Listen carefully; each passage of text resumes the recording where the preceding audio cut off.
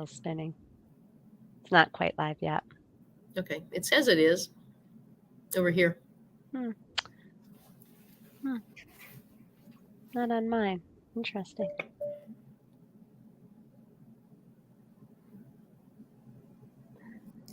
I've never had this happen. Well, I wonder if we are live. Let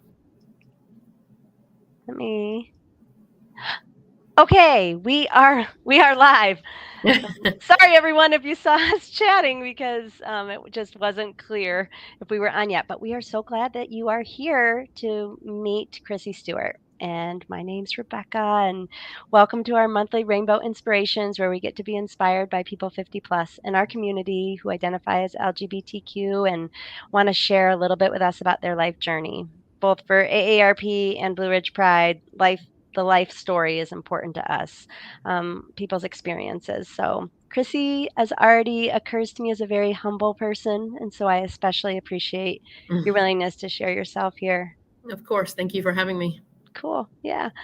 So, Crissy just joined as the manager for Generation Plus, which is a program of Blue Ridge Pride, and it's part of what AARP participates in. So, I kind of want to just start there, Crissy. What attracted you to taking this position and helping us out and serving older adults in our community? Well, I've always liked Blue Ridge Pride. I always thought working for them would be a really fun thing. Of course, those jobs don't come available that often, and they only have really 2 full-time employees. And then my job, which is really super part-time, and working with, the LGBTQ population is really important to me, and wanting to do something for this group felt really important. Plus, I'm on the edge of the 55 plus, so it felt relevant to me also. And so I know lots of people who fall into the age group, and so I thought I might try it out and see how it goes. And so far, I like it a lot. Oh, I'm so glad. We Yeah. really were ready for, a paid position because it's been so volunteer led for so long. And yeah, so you said you're on the edge, and then you're on the edge of 55. Is that it for you? Yeah. No, well, Yeah. not really on the edge. I'll be 52 this year. Okay. So So you're on AARP age is 50, so I always yeah. think of that as when your life can expand a little bit. But I know you're also still working in a lot of different ways. Yes. So, in addition to working at Generation Plus, tell us about your other paid work. I'm a social worker for Buncombe County. Uh huh. Yeah. So my job is to help make sure kids are safe. Wow. So That's a big deal. Social work is, I have a heart for social work. My mom was a social worker. And once you know a social worker, you get that it's a very special path. What brought you to choose that sort of professional pathway? Well, it wasn't an intentional path at first. When I went to college, I went for painting. So I have an undergraduate degree in painting. I went to Brevard College for 2 years, and then I went to Western, and I graduated from Western with my BFA in painting. And then I took a year off, and half of that year I spent in Austria working for Brevard College for their study abroad program. Hmm. So that was really amazing. And then I came back, and it's hard to make it as an artist. And so I was trying to figure out what needed to happen next. And because I wasn't moving from this area, I needed to make some decisions about going to school locally, to see what offerings were here. So I re-enrolled at Western, and I got a degree in sociology. Okay. And then I immediately transferred from there upon graduation, and I have a master's degree in sociology from East Tennessee State. Cool. So then I had my dream set on getting my PhD, but there's not one here. So unless you're willing to move, and there aren't any online, and there aren't any now, but there especially weren't any then. PhDs, they just really didn't happen online then. So I entered the workforce because, I needed to work. And I had the proper education and fell into like case management type of positions, working with children with mental health diagnoses and working with their families and getting them linked to services. And then moving over to the county, working with families was just really just the next step. Wow. So. We are so lucky to have you, in our community. I'm curious about the arts and the sociology, social work, and in addition to what you do with Blue Ridge Pride. But how are the arts still involved in your life? And I guess that's the first question. How is art alive for you? Well, finding time for that is really the most challenging piece. I do have a home studio. I do make art at home. Usually it's in the evenings, weekends. I usually get up really early, even on the weekends. It's the quietest time in my house, and I'm pretty productive. Get a cup of coffee and I'm good to go. So those are really good times to make art. So you still do it? You still I regularly make do. I some art? still do it. Yep. And painting primarily? Yes, not kind of traditional painting, mostly mixed media, collage with painting elements. I glue things on canvases or paper. I rip things up. I write and scribble and tear it up and reassemble. And so there's lots of deconstruction and reconstruction. So I bet that's a useful outlet. Not only is it, you're creating something beautiful, like something that's meaningful, but like I'm imagining that with your professional life, that's useful to be able to it do is. something. It's a really good way to decompress, and it's not just in there making a mess, and it's lots of thought goes into it, and I utilize lots of writings and lots of poetry, and listen to music the whole time, and I have playlists just created just for the studio that just kind of inspire, and so yeah, it's really super important, but I don't think that they're me as a social worker and me as an artist, I don't think they're that separated. My artwork often is kind of political. So there's always usually message driven. It's not just intended to be something nice to look at, or so I don't. It's not separated that much from my philosophies around the world, or around my politics, or about things in the world that aren't okay. It's often responses to things that I feel and think about. So Oh, I hear ya. So it's not just therapeutic. It's not just to create beauty in the world, but it's part of your expression of yourself. It's part of your expression of your beliefs and what's important to you, and a yeah, lot of thought goes into it. I feel very inspired by that, and I'm really glad that you've kept that alive, the arts in your home and in your life. Wow, yeah. cool. Yeah, I know. Yeah, my home is filled with art. The studio is filled with art. I try to make it when I can. Anytime I can get to an art museum, I go. I'm constantly looking at art. It was my first love since I was 8, Okay. and so it's still my a big part of me, and how I identify as an artist, as a creator. Powerful.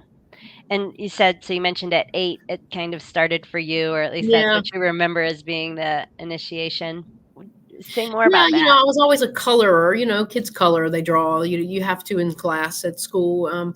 But when I was 8, it may have been both of my parents, but I remember it as my mother signed me up for an art class at the community center, where I was raised, and it was the class was filled with students that went all the way up to high school. It's just a summer class, and I'm not sure I knew I could draw so well, but I excelled at it. And I won a contest that year for a drawing that I had done. And I don't think any of us knew that I could draw, really. I'd just been doing like trees and grass and houses and dogs and, that stuff. But this teacher really pushed me to like shade and draw with pencils and do things that I'd never been encouraged to do before. And it never left me. As a child, I always had a sketchbook and some pencils or good writing markers, and I was always drawing. Is that your dry erase board behind you with It like is the not. This circle? is Oh. not my office. No, that is kind of fun, but this is Yeah. not my space. I'm borrowing a space. Uh-huh. Okay. So Well, wow. It sounds like it's just one of your gifts and it's the part of the way that the world flows through you. That's awesome. And so how does that, I know you have some children now, correct? I do. I have 5 children. Wow! I Not know that's what only do you everybody have says. 2 jobs, 5 kids, tell me you don't have, like, dogs, chickens, and cats too. Do you have any One animals? dog, 2 cats. Okay, that's still that's still a family full. Yeah, wow, a Yeah, I house mean full. it's a good life. It's a good life, It's a good good. life. Someone said to me recently, like, something about, "I'm busy, but my heart is full," basically, and I Yeah, really like that, like, yeah, you're really you're living fully your life. yeah, I So totally believe that. I believe in living full. got it. Cool. Wow, that's uplifting. And it reframes the whole busy message. Oh, I'm so busy, so busy. It's like, well, what would we be doing if we weren't busy? And Right. you're doing things that are really meaningful for you. And I love that you said that this job is fun for you, and that's part of the reason you joined as manager for Generations Plus, is that it's fun. And you It is fun. enjoy that engagement. Yeah, it doesn't feel like work. Oh gosh, that's awesome. Yeah. Good news. So speaking of the family, I'm curious about the arts and your children and how you share that gift with others that you work with, either professionally and your family in general. Does it come out in ways that inspire your Mhm. family? Maybe. I mean, I have one kiddo who's been really good at drawing, but I have 3 14-year-olds. I know people always drop their mouths when I say that. One of them is like super talented, but 14-year-olds are doing 14-year-old things. They don't always want to make art with me, and I always ask everybody, come make art with me, and usually I get no takers, which is fine because I might get more art made if I don't have anybody else in there with me. Um, they don't love art yet the way that I do. Um, we have one who really, the oldest one, he's 19. He likes an art museum, but he mostly likes like Greek and Roman art. He likes the old stuff, and I like the more contemporary, abstract. So we don't really like to go to the same museums, but he Huh. definitely likes to go to museums. But we have not made lovers of museums out of the other 4 yet. So if we say we're going to travel to this city and we're going to the art museum, it's always, oh gosh. So lots of eye rolls, and yeah, they There's don't love it. and they're each who they are, and it That's sounds right. like They you don't have to respect love it. that. But one I'm day they may be really appreciative of the fact that we've exposed them to things that, that not everybody gets. So, we took them to Europe last summer, and we took them wow. to the Louvre, and they saw, the Mona Lisa, and they saw they saw lots of amazing art. And it's all old. It's all old stuff. And so they don't love it. But they did love a lot of the more contemporary stuff that we saw. Because they know Andy Warhol, and they know certain artists. So it was nice for them to see people that they actually knew. Wow. But we're working on it. We're working on making them art lovers. I'm curious about your kind of philosophy on parenthood, both as a parent myself. I always I'm curious of, people who inspire me, how they perceive parenting, and if you have a philosophy on it, or, words of inspiration about parenthood from Crissy Stewart. Oh Go. my, this is pressure here. Um, You can drop it. You can say not yet, or no, it's okay. I don't really think about having a parent philosophy, but I think what we do is, I think a lot of what I do comes from what my own experience as a child, and what I don't want to do over, things that I want to do differently. And I think a lot of people parent that way. Um, yeah. you know, our kids have lots of freedom. They have freedom to be who they are in the world. They have freedom to say what they need to say.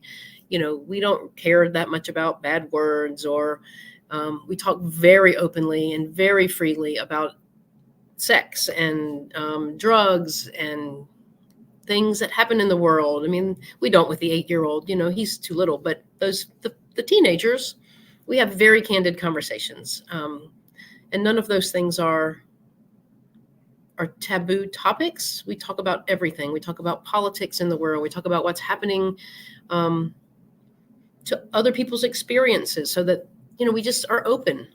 We want them to be good humans and kind humans one day there were so many things that weren't talked about in my home as a child that I think would have helped, would have been beneficial, instead of just being considered things that we don't talk about. Of course, that created curiosity. Hopefully my kids won't be curious about things that we talk about openly. Yeah.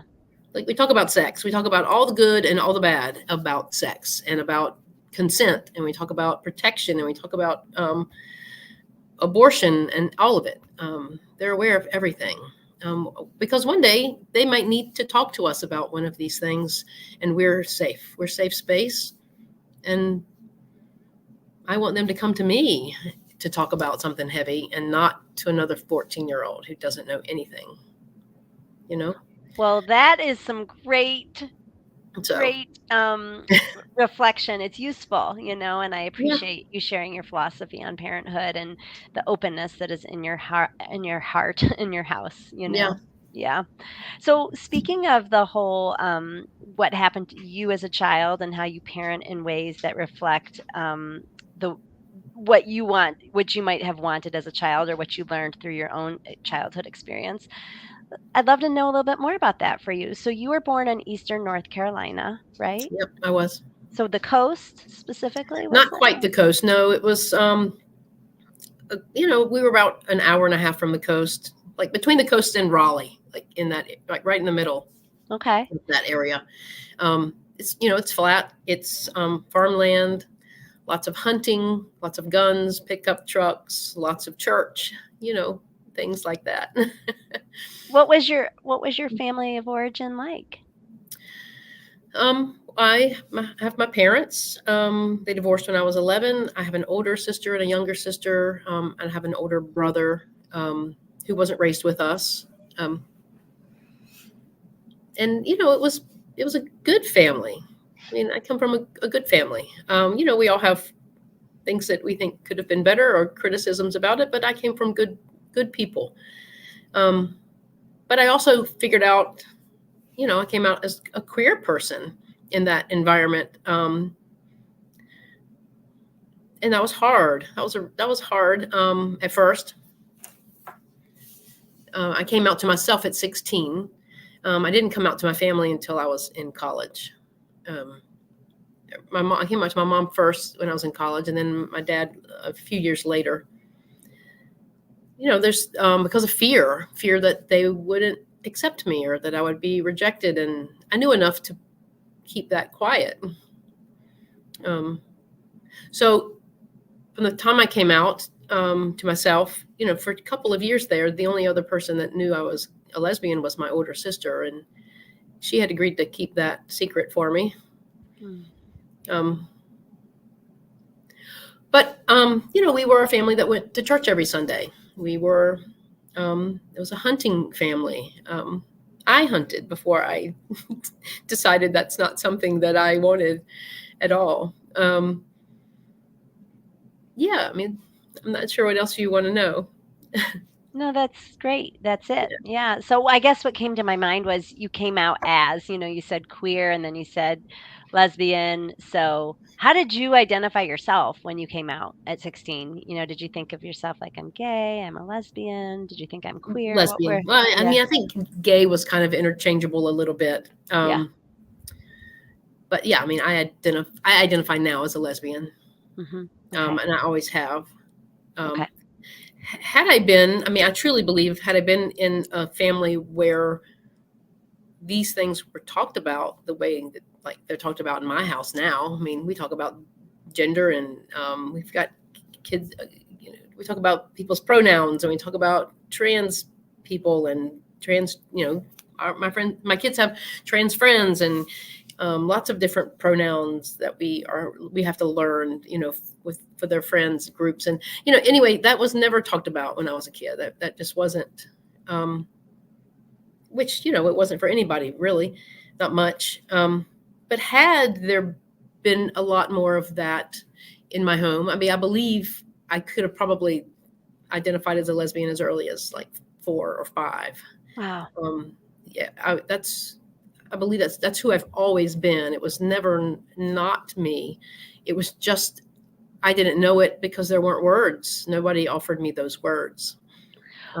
What advice would you give a young person today who might be in a household similar to the one that you were raised in about their own journey and coming out to themselves and their families?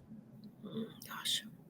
This is a hard one, I know. Yeah, I mean, as far as coming out to themselves, that, I mean, I think, what advice would I give? Just be honest with yourself, even if you can't be honest with everybody, because we know if people around us are safe or not, or at least we feel like we know. Just hang in there, because childhood is such a short time, and you'll eventually be somewhere else, and there will be people that you can surround yourself with who can love you for every part of you and not just the parts that they want you to be, or, That's great. Just hang on. It gets better. That's great. Yeah. What about the spiritual or religious part? Growing up, was your church community open? No. No. I was raised in a pretty Southern Baptist church. Yeah. No, it wasn't affirming in any way. It was all hell and fire and brimstone, and you're going to hell. Lots of people were going to hell because we weren't the only sinners. Lots of people are going to hell. Yeah. So how has that affected your spirituality now? I'm an atheist now. Okay. Well, is that a direct impact, you think? I feel probably that it is, but there's a as I got older and I went to college and I became a deeper thinking person, it's just not something I've ever believed was a truth. It's not a truth for me. It's a truth for other people, and I respect that, but it's just not something I believe in.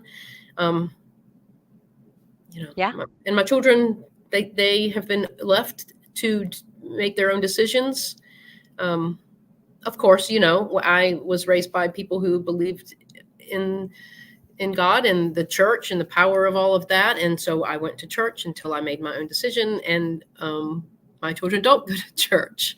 That's not what we do as a family, but they all, so far, have their own beliefs. And they're fine to continue to grow those beliefs, if that takes them to a church or not. Yeah.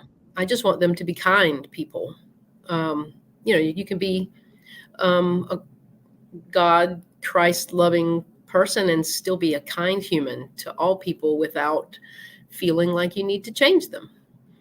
And if that's what they choose, then that's how I hope they choose it. Word. So. Yeah. That's a mic drop. Nothing more to say there. That was great. Yeah.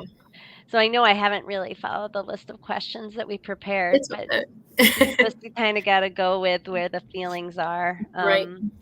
So let's see. I think we started at a different, kind of phase. And I see here, okay, so back to like the coming out, and you came out at 16 to yourself. How was high school for you at that time? So if you're 52, you were in high school, what in the I graduated in 90. Oh, 90. Okay. I'm not quite 52, so. Okay, you're 51. You're not even 52. You graduated in 90. Yeah, the 90s. 1990. So so I was a teenager in the 80s, in the late 80s, which, the 80s were great in lots of ways. Talk about the 80s for just a minute and your experience. Well, I think I love the 80s music. I loved music. So that's really, when I think about the 80s, it's the great clothes, the neon, and the music.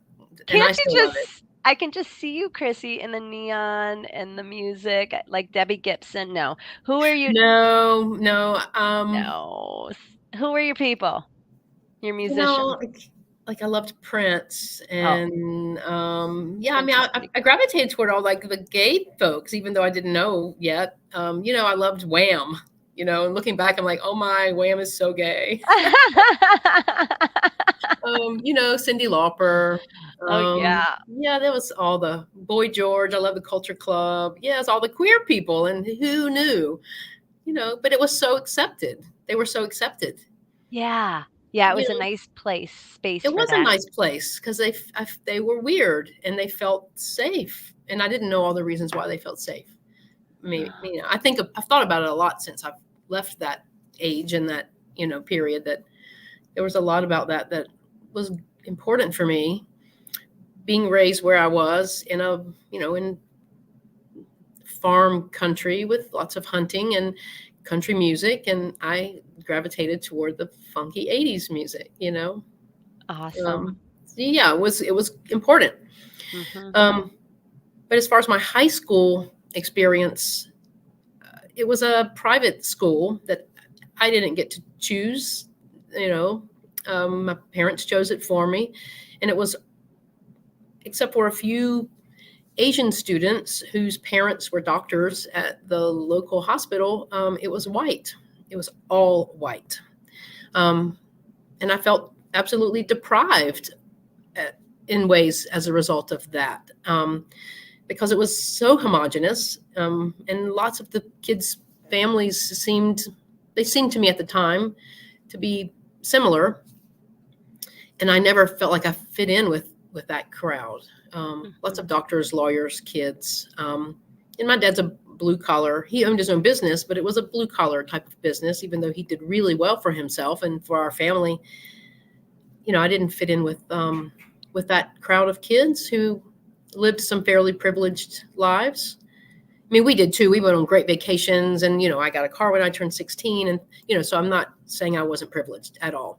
But you know, I didn't have the same experiences with country clubs and trips to New York, to Broadway, and you know, I would hear that stuff. I've since done that stuff as an adult, but as a teenager, it was a world I didn't know much about. Mhm. Um, and I was kind of socially awkward because I was still figuring out who I was. I didn't fit in with the girls.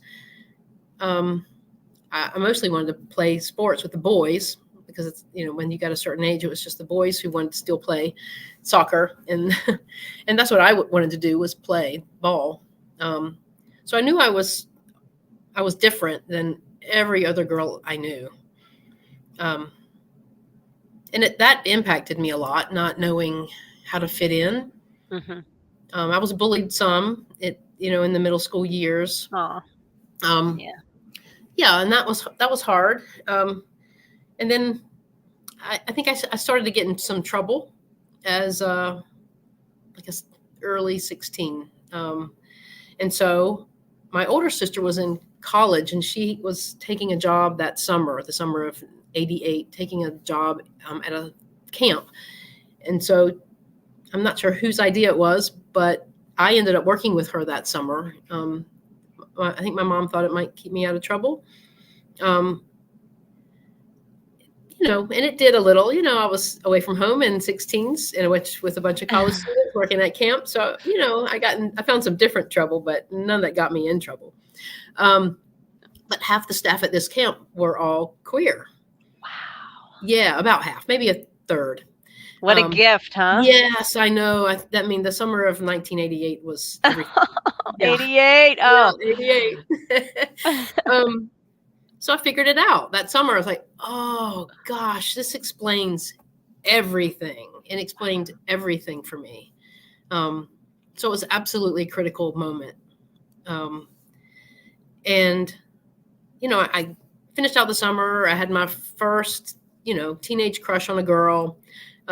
She was safe, you know, she was like, hey, you know, it's not going to happen, but I, you know, care about you and we're friends. So it was a great thing to happen. And we're still friends today. Wow. Yeah. But, you know, I came back to high school, started my 11th grade year.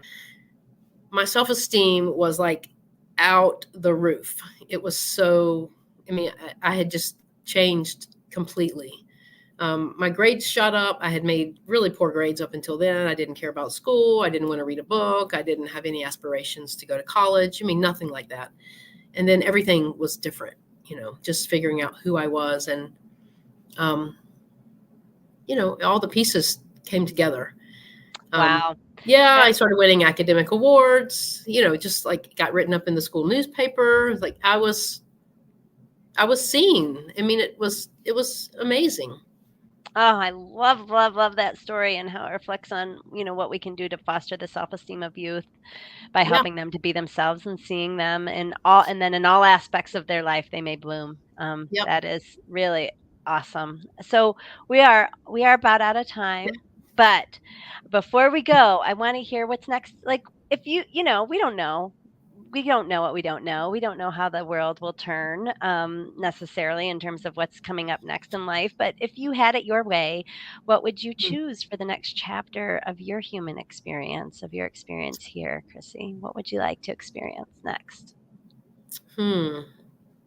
Well, I'd like for everything to be, I don't know, I want to see my kids bloom and blossom and become really good humans, however that looks for them. Oh, But ideally, I mean, if I had my dream, I'd like to spend my time just making art got it. eventually, and being able to make a living at it if that were ever possible. I mean, that was always my dream. It's still my dream, but but yeah, and maybe Yeah. travel. We do like traveling. Sounds like that's a priority for you. Yeah, Travel. it is when we can do it. Well, thank you. I hold with you that possibility of life being full of art and creation for pleasure, for income, for all of it, for expression of who you are, and travel included in it. I do believe that the chapter, we have lots of chapters of life, and as we age, the developmental process changes, and that's part of what's exciting to me about the whole aging journey is that there's this whole phase of development that happens after our working years, and I'm excited to see how that unfolds for you. Thank you. Thank Really you very much. grateful for you, Crissy, just joining the Blue Ridge Pride team, coming on here today and sharing with me. If for others who are watching, if you enjoyed this episode, please share it. It's really easy. Just click share, and I'll send you the link to Crissy so you can share with anybody who you'd like to. Okay. We will Thank you. be, yeah, sure. We'll be back next month. We're usually on the first Wednesday of the month, and we just have had some twists and turns the past couple of months. But we plan to be back in the first Wednesday of November to offer the next Rainbow Inspirations, and you will be sure to enjoy it. So please tune in then, and we will say goodbye for now. We'll see everybody Bye, next everybody. month. Thank you. Mhm.